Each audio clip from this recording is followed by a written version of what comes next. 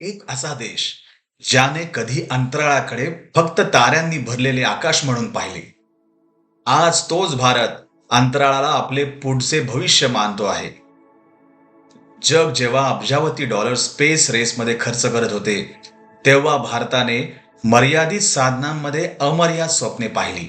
आज इस्रो फक्त उपग्रह प्रक्षेपण करणारी संस्था नाही, तर भारताच्या वैज्ञानिक आत्मविश्वासाचे प्रतीक आहे. चंद्रयान, मंगलयान या मोहिमांनी जगाला दाखवून दिले की भारत अंतराळात पोहोचू शकतो आणि ते समजूनही घेऊ शकतो. पण प्रश्न आहे, पुढे काय? भारत आता इतिहास घडवण्याच्या उंबरठ्यावर उभा आहे. गगनयान मोहीम, ज्यात पहिल्यांदाच भारतीय अंतराळवीर अंतराळात जाणार आहेत. ही फक्त एक उड्डाण मोहीम नाही, ही भारताच्या तांत्रिक आत्मनिर्भरतेची घोषणा आहे.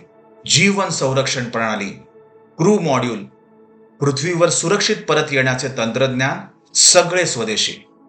भारत आता सांगत आहे, आम्ही फक्त रॉकेट उडवत नाही, आम्ही अंतराळात जीवन सुरक्षित ठेवतो.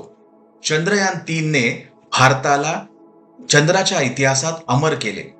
आता पुढचा टप्पा आहे चंद्रयान 4 आणि पुढील मोहिमा.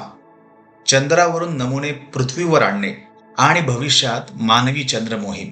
चंद्र आता फक्त संशोधनाचा विषय नाही, तो भविष्यातील दार आहे. मंगलयानाने कमी खर्चात मोठी कामगिरी करून दाखवली. आता इस्रो नवीन मंगळ मोहीम, शुक्र ग्रह अभ्यास, सूर्य निरीक्षण आणि खोल अंतराळ संशोधनाकडे वाटचाल करत आहे. भारत आता ब्रह्मांड समजून घेण्याच्या दिशेने पाऊल टाकत आहे. इस्रोचे काम फक्त प्रयोगशाळेपुरते मर्यादित नाही. उपग्रह, हवामान अंदाज, शेती, आपत्ती व्यवस्थापन आणि डिजिटल कनेक्टिव्हिटीचा आधार आहेत. अंतराळ तंत्रज्ञान थेट सामान्य माणसाच्या आयुष्याला स्पर्श करत आहे. आज भारताच्या स्पेस रेसमध्ये खासगी कंपन्याही सहभागी आहेत. इस्रो आता मार्गदर्शकाची भूमिका बजावत आहे. नवीन स्टार्टअप्स, नवीन कल्पना आणि नवीन रॉकेट्स. भारताचा स्पेस इकोसिस्टीम वेगाने वाढतो आहे. भारताला फक्त स्पेस सुपर पॉवर व्हायचे नाही, भारताला मानवतेसाठी अंतराळाचा उपयोग करायचा आहे. कमी खर्च, शांततामय उद्दिष्टे आणि जागतिक सहकार्य हीच भारताची ओळख आहे.